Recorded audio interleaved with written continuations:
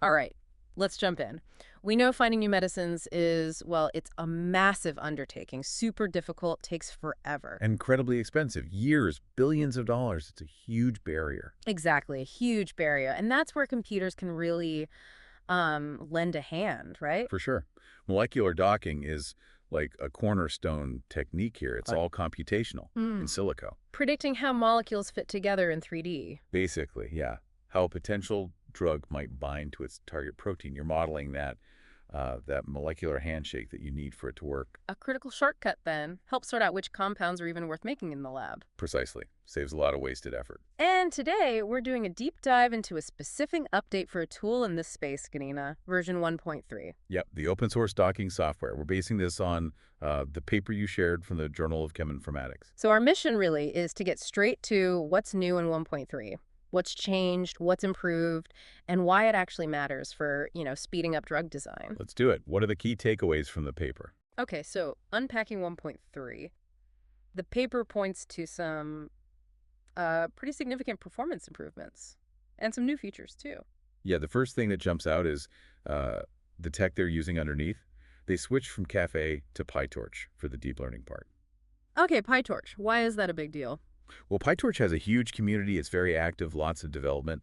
Makes it easier to plug in new cutting-edge deep learning models down the line. It's more future-proof, you could say. Gotcha. So it's about flexibility for the future. And speed right now. That's the other part. The paper reports some really interesting numbers here. Ah, the speed improvements. Tell me about those. Specifically for running on CPUs only, which is, common if you don't have banks of GPUs. Right. The average docking time apparently dropped from like 129 seconds Wow. down to about 30 seconds with the new default settings. That's more than 4 times faster. A huge boost for accessibility, really. Absolutely. Yeah. And it's not just speed. They also retrained the core models, the CNNs. On new. Yeah, an updated data set. Crossdock 2020 version 1.3, I think it was called.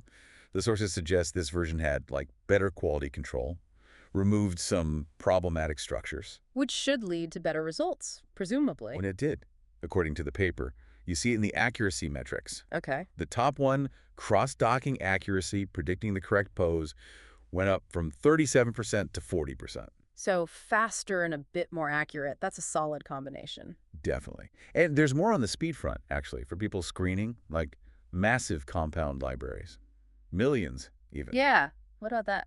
They've used something called knowledge distillation. Knowledge distillation. Oh. Okay, what's that in simple terms? It's basically training a smaller, faster model to act like the bigger, more complex one, to mimic its performance. Ah, so you get a lighter version. Exactly. Yeah. Which leads to this new fast model option in Gnina 1.3.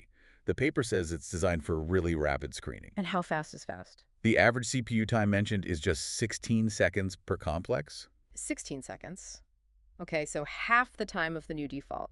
Maybe slightly less accurate. Probably a small trade-off, yeah. Mm-hmm. But if you're filtering millions down to thousands, that speed is incredibly valuable. Makes sense. Okay, what about new capabilities, not just speed and accuracy tweaks? Right. They also added covalent docking functionality. Covalent docking, so for drugs that form a permanent bond.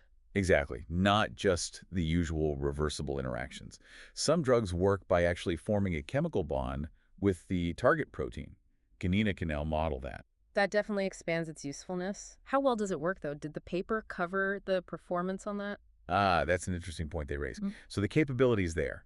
But the paper notes that, for now at least, using the older classic Gnina scoring function actually performs better for this covalent docking than Gnina's own CNN scoring models. Really? Why is that? Well, the CNN models weren't specifically trained on covalent examples. It kind of highlights that challenge, Mm-hmm. applying models outside their training data. The Gnina scoring, which is more physics-based, hit a success rate up to about 66%, 66.6% actually, when given the right info for the covalent part. That's a fascinating detail. Shows the complexity. So, okay, let's bring it all back. For you listening, these updates in Gnina 1.3, they aren't just version numbers. No, there are real improvements detailed in that paper, Yeah. making computational drug discovery faster, especially on standard hardware, CPUs, yeah. potentially cheaper because you use less compute time, and more versatile with things like the new covalent docking. So it makes you think, doesn't it? As these open source AI tools like Gnina keep getting better, faster, easier to access. Right. How is that going to keep changing the game? How will it, further revolutionize the hunt for new medicines in the next few years. Something to definitely keep an eye on.